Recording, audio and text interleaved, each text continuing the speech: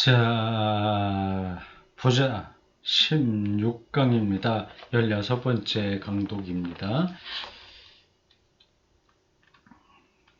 제 3부의 4번 도덕과 정신분석입니다.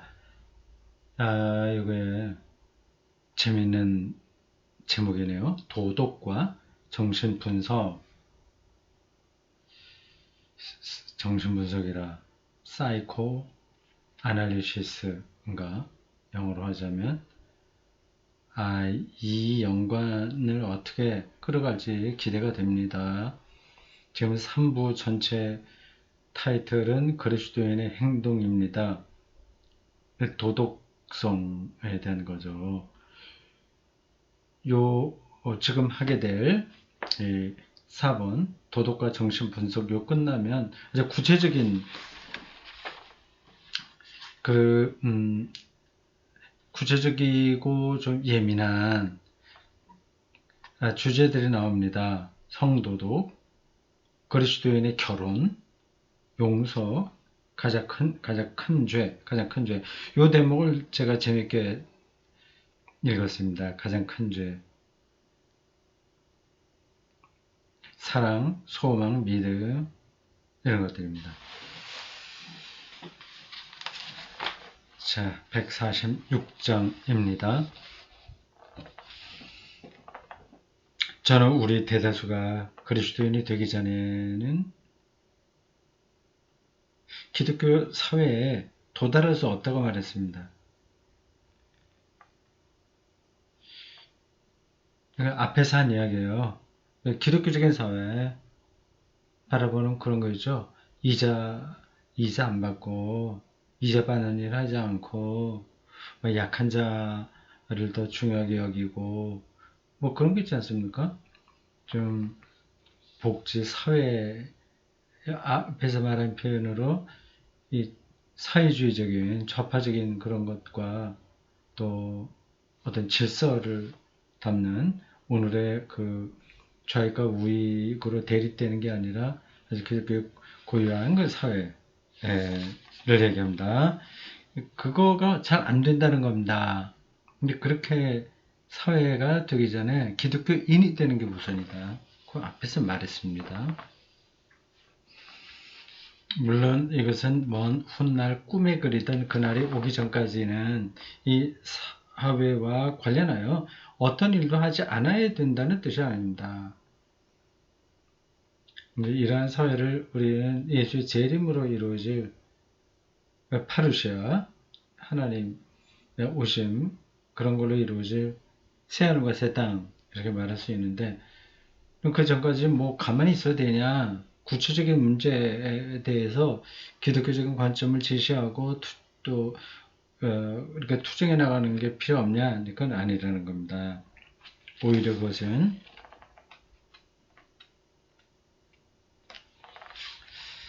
우리가 두 가지 일을 동시에 해야 된다는 뜻입니다. 두 가지를 거기 설명했습니다. 이건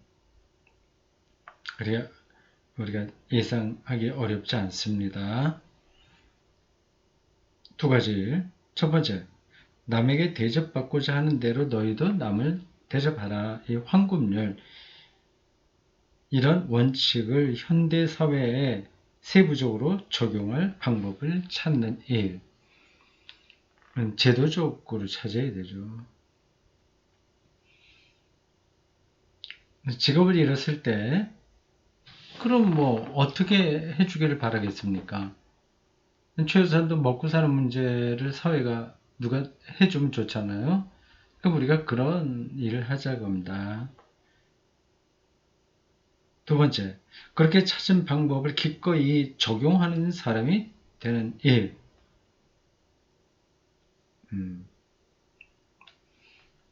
그게 어떤 하나로 딱 규정할 수는 없습니다. 실업자가 생겼을 때 그걸 어떻게 이거를 구체적으로 해결하냐, 그리고 내가 어떻게 거기에 나서서 그 일을 감당하냐 하는 것은 경우에 따라서 여러 가지 길이 있으니까 그걸 자기가 찾아야 되는 거죠.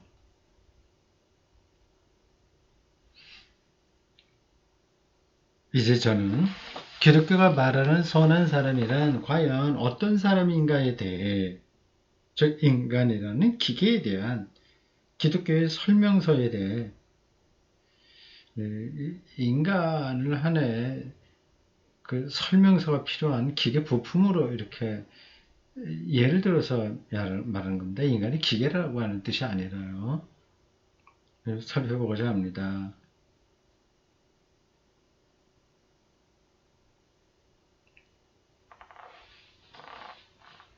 세세한 이야기에 들어가기에 앞서 짚고 넘어가고 싶은 일반적인 사항이 두 가지 있습니다. 제가 이렇게 강독하다가 뭐 다른 데 보기도 하지만 앞을 좀 볼 때가 있지 않습니까? 그때는 저 녹화가 지금 잘 작동되는지 아닌지, 그리고 시간이 얼마나 흘렀는지 그걸 확인하는 겁니다. 짚고 넘어가고 싶은 일반적인 사항이 두 가지 있다. 첫째로, 여러분은 기독교 도덕이 인간이라는 기계를 올바로 움직이기 위한 기술이라는 주장을 들을 때 아마 이와 비슷한 주장을 하는 듯한 다른 기술, 여기서 말하는 기술은 이렇게 쓴다, 기술한다가 아니라 그 말 그대로 기술이죠. 테크닉이죠. 기술, 즉 정신분석과 기독교에 어떤 관계에 있는지 알고 싶을 겁니다.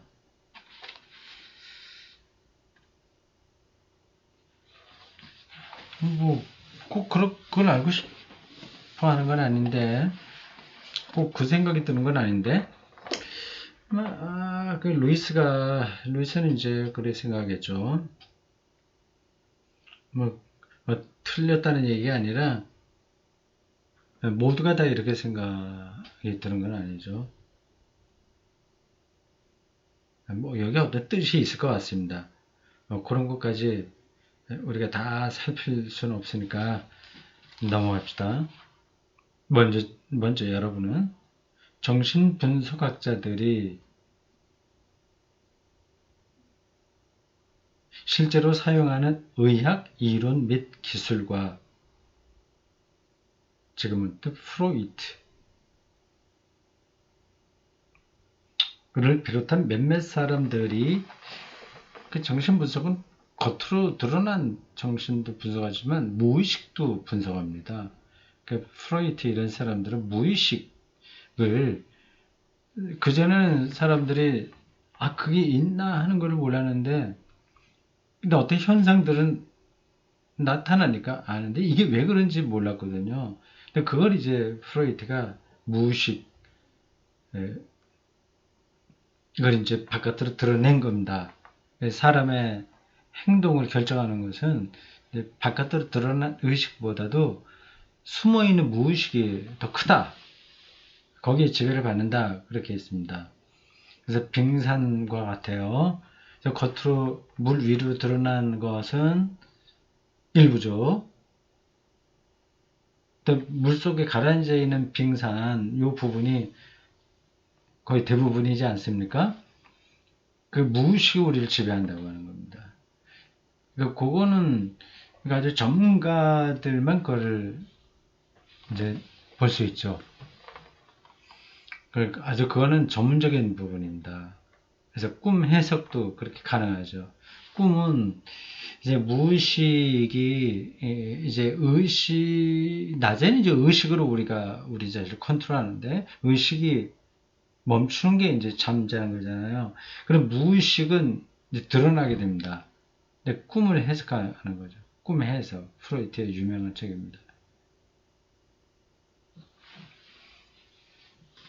프로이트를 비롯한 몇몇 사람들이 거기에 덧붙여 놓은 일반적인 철학적 세계관을 아주 분명하게 구분해야 됩니다.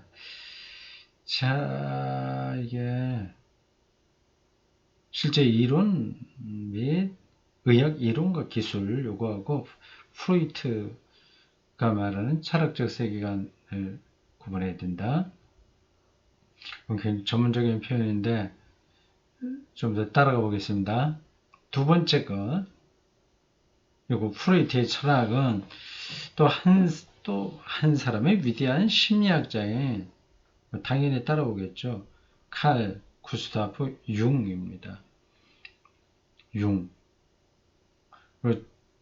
근데 영어 발음으로 하면 J-U-N-G 이렇게 돼요.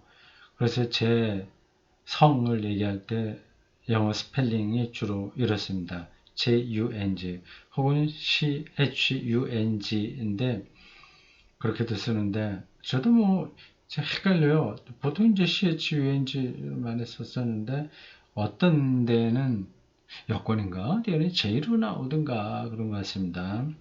독일 사람들이 제 성을 보면 정으로 발음하지 않고 융 이렇게 발음합니다. 요 유명한 같은 프로이트와 같이 무의식 심리학자로 이름을 떨쳤던 사람입니다. 이 융이 조금 더 기독교에 가깝다고 하죠. 그래서 어떤 목사님은 이걸 칼 융의 무의식을 전공했습니다. 그래서 목회도 이제 그런 방식으로 해요. 뭐 그런 방식이라기보다도 그 도움을 좀 받는 거죠. 이 프레이트하고 칼 융 이런 사람들이 왜 무의식을 연구하게 됐냐면 정신병 치료 때문에 그렇습니다. 이 정신병이 왜 나타나는지를 알려면 그 사람의 무의식을 들어가야 되거든요.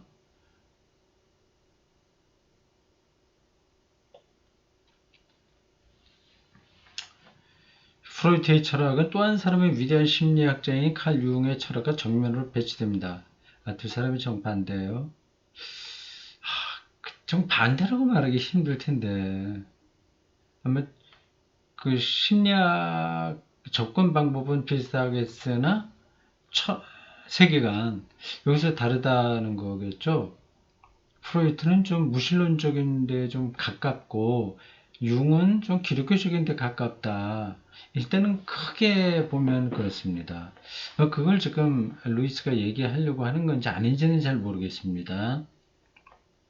더구나 프로이트는 신경증 치료에서는 전문가지만 일반 철학에서는 아마추어입니다. 그러므로 신경증 치료에 대한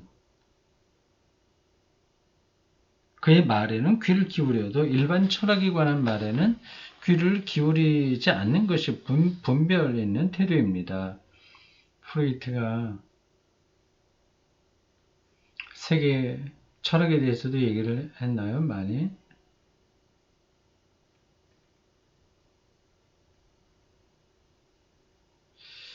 뭐 몇 가지 얘기할 수 있긴 할 텐데. 그래도 그게 다 신경증하고 연관되는 발언이잖아요. 보겠습니다. 저는 그렇게 생각하고 있습니다. 제가 더더욱 그렇게 할 수밖에 없는 것은 그가 자기 분야를 떠나 제가 아는 분야, 언어 분야에 관해 말할 때마다 그 부분에 아주 무지하다는 사실을 확인하게 되기 때문입니다. 그런 것까지 프로이트가 다 얘기했어요. 언어학까지요. 뭐 신경증, 무의식 이걸 얘기하다 보면 사람이 말을 하니까 그 언어를 그 정신병이 걸린 사람들도 말하잖아요. 근데 그걸 분석해야 되지 않습니까? 근데 그 얘기하는 거를 보니 언어학에서는 뭐 좀 아마추어다 그 얘기예요.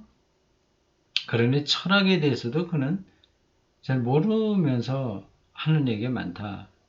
그래 비판하네요. 이 C.S. 루이스가 웬만해서 다른 사람 비판하지 않는데 프로이트를 이렇게 무식한 것처럼 비판하고 있습니다. 좀 특이하네요.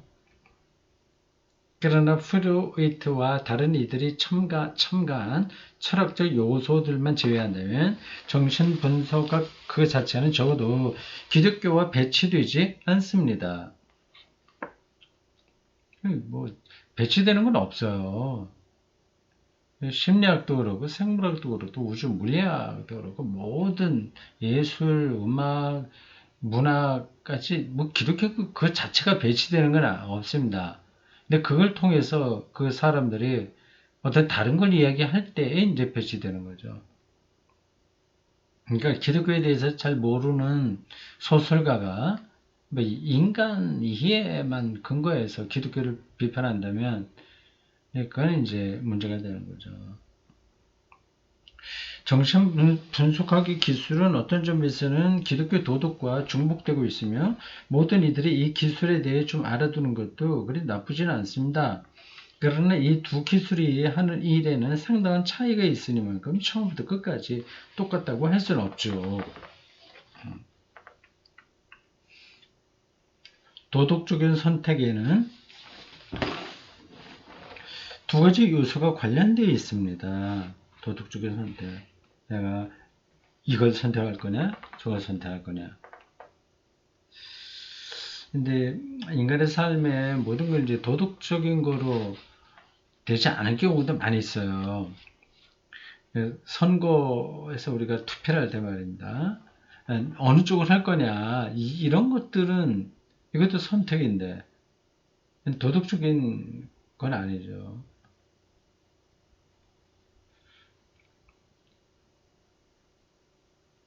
이렇게 차를 몰고 가다가 신호등 앞에서 빨간불이 들어왔어요. 이걸 멈춰야 되냐, 아니면 오든 속도가 있으니까 지나가는 게 낫냐.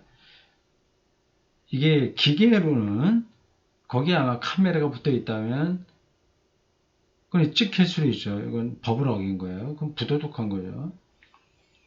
그러나 이걸 운전하는 사람이 그 차에 죄를 짓는다는 생각으로 그거 하는 건 아니거든요. 그렇게 미묘한 지점들이 많이 있습니다.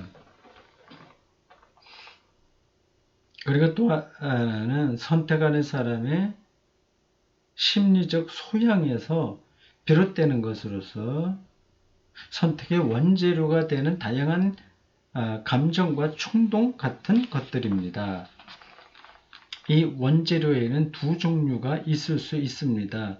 하나는 이른바 정상적인 재료로서 사람이라면 누구나 가지고 있는 감정들로 이루어진 겁니다. 희로애락 뭐 이런 거죠. 여러 가지 감정들. 다른 하나는 잠재의식에서 무언가 잘못되는 바람에 생긴 아주 자연스럽지 못한 감정들로 이루어진 재료입니다. 요즘 한국 사회에서 많이 거론되는 트라우마 이런 것들이 잘못된 감정이죠.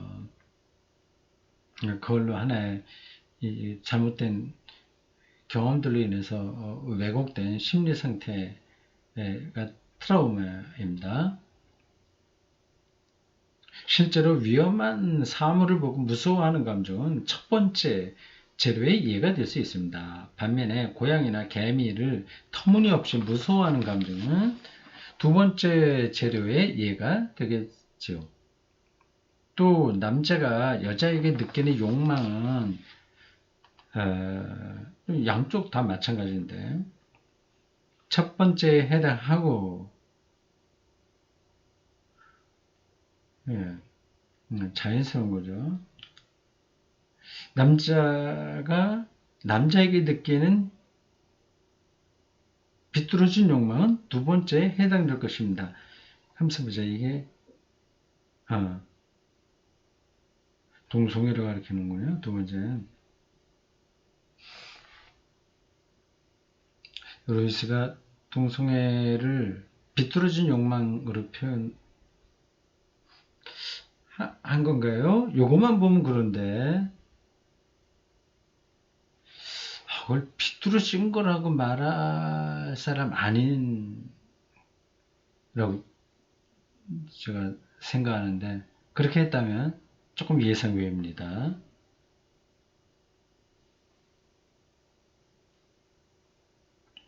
다시 보겠습니다. 남자가 여자에게 느끼는 욕망은 첫 번째 해당하고 정상적인 재료예요. 누구나 느낄 수 있는 감정들입니다. 근데 남자가 남자에게 느끼는 비뚤어진 욕망은 뭐가 잘못되는 바람에 생기는 자연스럽지 못한 감정들인데 두 번째에 해당될 겁니다. 어쨌든 이 표현만으로 보면 동성애를 비뚤어진 욕망으로 말하고 있습니다. 정신분석학자들이 하는 일은 두 번째 종류에 속하는 비정상적인 감정들을 제거해 주는 것, 즉 선택하는 행위에 좀 더 좋은 재료를 제공해 주는 것입니다. 그러나 도덕은 선택하는 행위 그 자체와 관련되어 있습니다. 정신분석하고 도덕이 다르다고 하는 거 여기서 얘기하네요. 도덕은 선택하는 행위 그 자체와 연관되어 있다. 정신분석은 비뚤어진 그 욕망이나 뭐 그런 것들을 정상적인 비정상적인 것을 정상적인 것으로 이렇게 바꿔주는 것 이렇게 얘기합니다. 그럼 이 동성애도 정신분석을 통해서 뭐 이렇게 바꿔줄 수 있다는 얘기가 되나? 그런 논리잖아요. 조금 예상 외네. 이분이 그런 얘기를 했다고 하는 거 모르겠습니다. 다 뒤에 가서 또 어떤 다른 이야기를 하게 되죠. 이거 이 사람도 사실 옛날 사람이긴 합니다. 1898년에서 태어났고 1963년에 작고했으니까 그 당시에는 전 세계적으로 동성애는 문제가 있는 걸로 다 봤습니다. 사실은요. 아주 옛날이에요. 거의 1898년에 태어났으니까 어떻게 됩니까? 그래서 벌써 뭐 120년 전 태어났어요. 생각보다 오래전 사람입니다. 네. 그 당시에는 그 동성애에 대해서 대부분이 이건 병적인 거다 이런 생각을 했어요. 근데 루이스도 아마 그렇게 생각을 했겠죠. 지금은 또 전혀 다르지 않습니까? 지금 루이스가 이것에 대해서 말한다면 다르게 표현했을 겁니다. 틀림없어요. 이렇게 선호해 봅시다. 전장에 나가게 된 세 남자가 있다고 생각해 보십시오. 위험 앞에서 누구나 느끼는 평범하고 자연스러운 두려움을 가지고 있는 한 남자는 도덕적 노력으로 그 두려움을 이기고 용감하게 싸웠습니다. 그런데 다른 두 남자는 잠재의식에서 비롯된 터무니없는 두려움이 너무나도 큰 나머지 도덕적으로 아무리 노력해도 싸울 수가 없었습니다. 그래서 한 정신분석학자가 그들을 따라가 치료했습니다. 즉 이 두 남자를 첫 번째 남자와 같은 상태로 돌려놓은 것입니다. 이건 정신분석이 할 수 있어요. 정신분석학적인 문제는 여기서 끝나고 이제부터는 도덕적인 문제가 시작됩니다. 치료를 받은 두 남자는 이제 완전히 다른 길을 선택해야 됩니다. 예컨대 한 사람이 이렇게 말할 수 있습니다.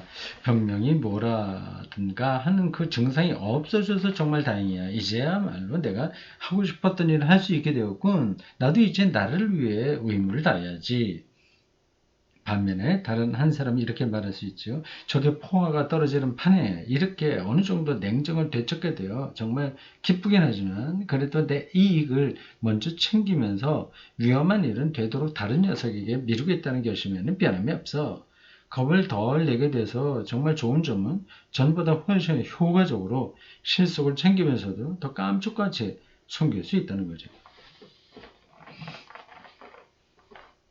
네, 정신분석학과 이제 도덕의 차이, 그건 설명을 잘했습니다.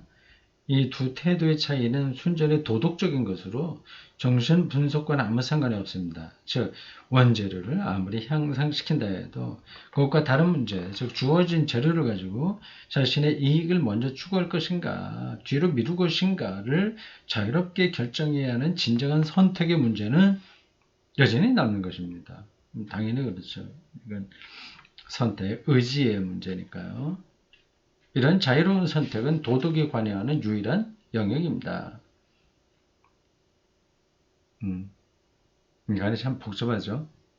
심리적인 부분도 있고, 도덕적인 부분도 있고, 또 영적인 부분도 있고, 이렇게 나눌 수 있습니다. 심리적 재료가 나쁜 것은 죄가 아니라 병입니다. 트라우마에 있으면 뭐 조현병이나 이런 것들은 다 똑바로 행동을 못하죠. 병이에요. 따라서 회개할 것이 아니라 치료받아야 합니다. 이 점은 아주 중요합니다. 인간은 겉으로 드러나는 행동을 보고 서로를 판단합니다. 그러나 하나님은 사람들의 도덕적 선택을 보고 판단하십니다. 고양이에게 병적인 공포를 느끼는 신경증 환자가 어떤 좋은 이유 때문에 꾹 참고 고양이를 집어들 때 하나님은 건강한 사람이 빅토리아 십자 훈장을 받을 만한 행동을 하는 것보다 더 용감한 일로 보실 수 있습니다. 그냥 문학적인 수사입니다. 어렸을 때 성격이 삐뚤어지는 바람에 잔인함이 몸에 밴 어떤 사람이 동료들의 조롱을 무릅쓰고 아주 작은 친절을 베풀거나 어떤 잔인한 행동을 하고 싶은 마음을 참을 때 하나님은 여러분과 제가 친구를 위해 목숨을 버리는 일보다 더 크게 보실 수 있습니다. 정신적인 문제를 넘어서서 초인적인 의지로 결단을 한 거니까, 선택을 한 거니까 그렇습니다. 역으로 말할 수도 있습니다. 겉보기에 아무리 괜찮은 사람이라도 지금처럼 좋은 유형, 형질과 좋은 교육의 혜택을 받지 못했다면 우리가 악마 취급하는 인간보다 더 못한 인간이 되었을 수도 있습니다. 히물러 나치에 속한 대표적인 그 사람, 히물러 같은 심리적 소양에 교육까지 형편없이 받고 자라 권력을 얻었을 경우 과연 어떤 행동을 했을 것인지 자신 있게 말할 수 있는 사람이 누가 있겠습니까? 그렇기 때문에 기독교에서는 남을 판단하지 말라고 가르치는 것입니다. 네, 여기서 약간 복잡하게 이야기가 흘러가고 있어요. 정신분석과 그 도덕적 판단과 기독교는 그 최후의 한마디만 붙인 거니까 거기가 인간의 행동에서 이제 복잡 여러 가지 뭐라 그래요? 그냥 한마디로 끊어서 말할 수 없을 정도로 복합적인 상황, 배경이 있다. 배경과 그리고 드러나는 그런 일들이 있다. 대충 그렇게 말을 해야 되겠습니다.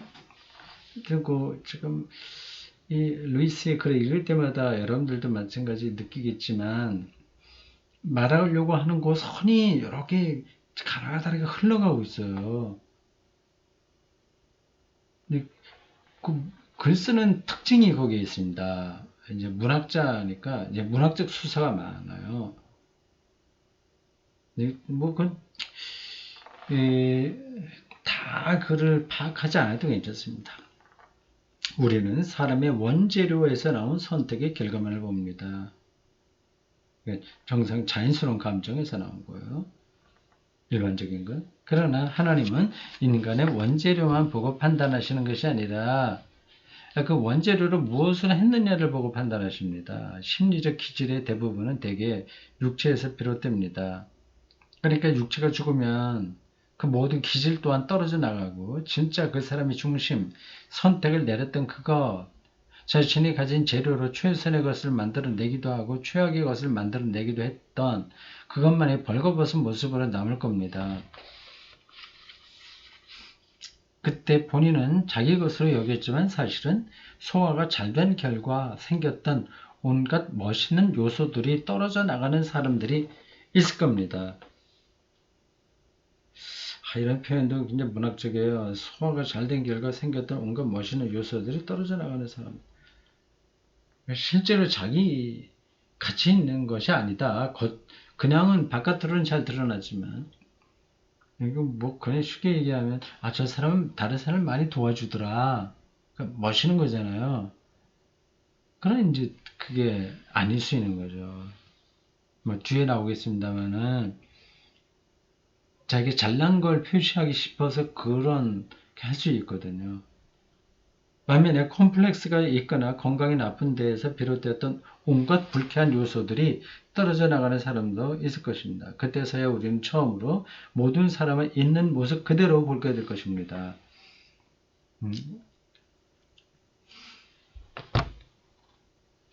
이거 참 특별한 표현이에요. 이 사람이 쓴 어떤 책이 기억이 납니다. 제목을 또 잊어버렸어요. 어떤 이미지만 남습니다. 우리가 얼굴을 만날 때까지, 자기 얼굴을 볼 때까지인가? 하여튼 그런 의미입니다. 자기 얼굴을 지금 모르는, 얼굴이라고 하는 건 자기의 실제 자기 모습이거든요. 근데 지금은 자기 얼굴을 모르는 겁니다. 여기 표현으로 보면 여러 가지 불쾌한 어떤 요소들이 다 있어요. 아름다운 요소도 있고 불쾌한 요소들도 있는데, 그래서 그 사람 얼굴을 잘 모릅니다. 저도 이제 저를 모르는 거죠. 근데 그 얼굴을 볼 때까지 그 얼굴이 드러날 때가 있는 거죠. 그 순간이 오게 되죠. 그 전 시간을 우리가 살고 있습니다.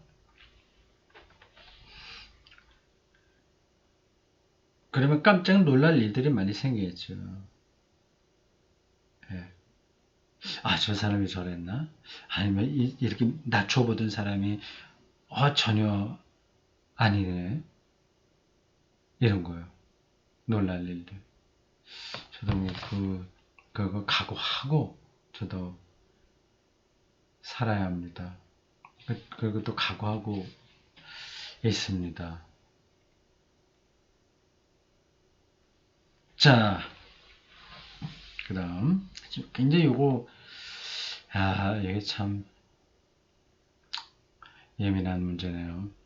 이제 두 번째 논지를 말을 차려군요. 좀 빨리 진도 나가야 되겠습니다. 시간은 30분 됐는데 지금 몇 쪽 남았네.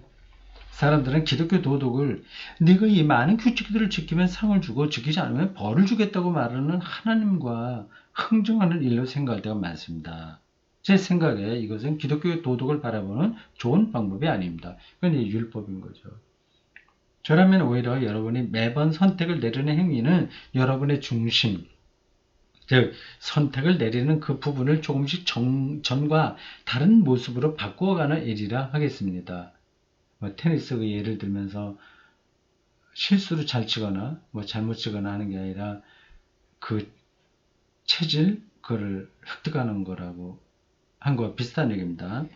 그러니까 수 없는 선택으로 이루어지는 여러분의 생애 전체를 놓고 볼 때 여러분은 이 중심부를 평생에 걸쳐 천국의 피조물로 바꾸어 가든지 지옥의 피조물로 바꾸어 가는 것입니다.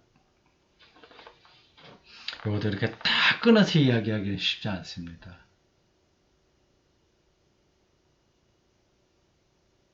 그게 여러분은 하나님, 다른 피조물들, 자기 자신과 어울려 살아가는 피조물로 바꾸어 가든지 하나님 동료 피조물, 자기 자신을 미워하고 그것들과 싸우는 피조물로 바뀌어 갈 수 있습니다. 전제가 되는 것이 천국의 삶입니다. 이건 동의합니다. 그래서 기쁨과 평화와 지식과 능력의 삶이죠. 평화, 지식, 능력, 이런 것들은 저도 종종 얘기했습니다. 후제가 된다는 것은 광기와 공포와 어리석음과 분노와 무능함과 영원한 외로움을 겪게 된다는 뜻입니다. 근데 그게 지옥이죠. 우리 각 사람은 매 순간 이 두 가지 중 하나의 상태로 나아가고 있습니다.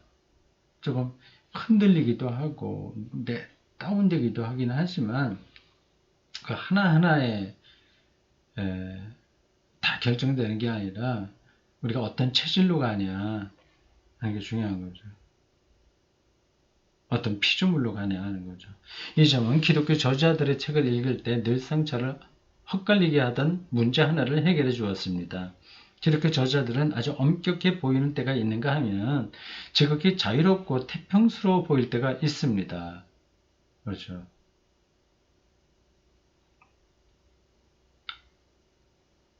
생각으로 지은 죄는 엄청나게 심각한 일처럼 다루다가 끔찍한 살인이나 배신 행위는 회개만 하면 다 용서받을 수 있는 일처럼 말하기도 하죠. 그러나 마침내 저는 그들이 옳다는 것을 알게 되었습니다. 그들이 항상 염두에 두는 것은 지금은 사람의 눈에 보이지 않지만 앞으로 영원히 우리 각자가 감내하게 될 혹은 즐기게 될 그 작은 중심의 자아의 어떤 그 행동이 어떤 흔적을 남기느냐는 것입니다. 중심의 자아. 한 사람은 분을 터뜨려 수천 명의 피를 흘릴 수 있고 또 한 사람은 분을 터뜨렸다가 조롱만 당할 수 있습니다. 그러나 그 행동으로 영혼에 작은 흔적을 남겼다는 점에서는 두 사람이 똑같습니다. 두 사람은 자신에게 중요한 일을 저질렀고 회개하지 않는 한 다음에 유혹이 올 때 화를 참아내기가 더 어려울 것이며 아마 이전보다 더 심하게 화를 낼 것입니다. 점점 더 지옥 앞마당으로 들어가는 거죠. 진심으로 하나님께 돌아가기만 한다면 두 사람 모두 중심의 비틀린 부분을 바로잡을 수 있습니다. 그러나 회개하지 않으면 두 사람 다 모두 파멸할 것입니다. 겉으로 드러난 바가 크냐 작으냐는 정말 중요한 문제가 아닙니다.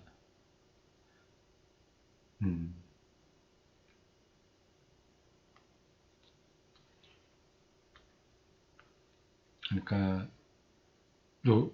루이스도 이제 동의하고 있고 저도 늘 그렇게 생각하고 있는 바이고 그가 지금 말한 그 기독교 저술가들에게서 확인할 수 있는 바인데 그러니까 어떻게 보면 굉장히 타이트하게 말을 하고 어떤 때는 이제 느슨하게 루즈하게 이렇게 글을 쓰거나 말을 한다는 겁니다. 근데 그거는 그 중심의 자아가 어느 방향으로 가느냐 그게 핵심이기 때문에 겉으로 드러나는 것은 결정적인 게 아니라고 하는 거죠. 마지막으로 한 가지가 더 있습니다. 이미 말씀드렸듯이 올바른 방향으로 나아가면 평화뿐 아니라 지식도 얻게 된다는 사실을 잊지 마십시오. 재미있는 표현이죠. 이렇게 하는 사람, 말하는 사람들 별로 많지 않은데 특성이 있습니다. 지식, 아는 거예요. 저는 늘 강조하고 있는 바죠. 인문학적 지식까지 포함되는 겁니다. 사람은 선해지면 선해질수록 자기 안에 남아있는 악을 더 분명히 깨달을 수 있습니다. 반면에 악해지면 악해질수록 자신의 악을 깨닫지 못하죠. 어느 정도 악한 인간은 자기가 그리 좋은 사람은 못 된다는 것을 압니다. 그러나 철저하게 악한 사람은 자기가 옳다고 생각합니다. 사실 이것은 상식적인 이야기입니다. 깨어있을 때는 잔다는 것이 무엇인지 알지만 막상 자고 있는 동안에는 모르는 법입니다. 맑은 정신으로 제대로 계산하고 있을 때는 실수를 해도 금방 알아채지만 틀리게 계산하고 있는 동안에는 자기 실수를 알아채지 못하지요. 취하지 않았을 때는 취한다는 것이 무엇인지 알지만 취해 있는 동안에는 모릅니다. 이거는 조금 적당하지 않은 예네요. 취해 있을 동안에 술 취했을 때 그 취한 거 알죠? 하여튼 비유적으로 그렇게 설명한 겁니다. 선한 사람은 선도 악도 다 알지만 악한 사람은 선도 악도 다 모릅니다. 여기까지입니다. 오늘 말하다 보니까 좀 길어졌습니다. 시간이요.